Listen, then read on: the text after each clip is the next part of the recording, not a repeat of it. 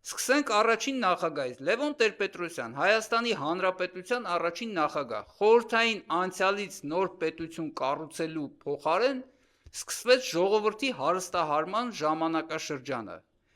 Գործարաններ փակվեցին, ժողովուրդը մթության ու սառնամանիքի մեջ ապրեց, իսկ վերնախավը ձևավորում էր նոր ռեսուրսների հաշվին։ Ռոբերտ Քոչարյան, երկրի ղեկավար, պատերազմից հետո, բայց խաղաղություն չբերող Քոչարյանի տարիները նշանավորվեցին օլիգարխիկ համակարգի ինստիտուցիոնալիզմով։ Սպանություններ, ճնշումներ, մարտի 1, խոսքի ազատությունը խեղդվեց, ժողովրդավարության սաղմերը մորթվեցին։ Սերժ Սարգսյան, կայունություն, հորժորժված լճացում, ճիշտ այդ տարիներին սահուն, բայց դաժան ձևով ուժեղացավ կոռուպցիան, հասարակությունը բաժանվեց իշխող և լռող մասերի,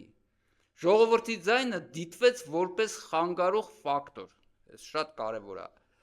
երբ ժողովուրդն ըմբոստացավ, միայն բառերով արձագանք եղավ, իրական բարեփոխում ոչ, խոստացան, բայց ոչ մի բան չփոխեցին։ Նիկոլ Փաշինյան, հեղափոխության անունից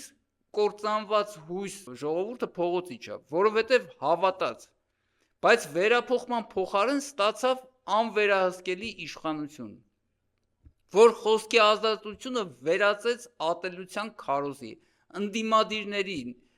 թշնամու, 44-օրյա պատերազմը ցույց տվեց այս իշխանության իրական դեմքը,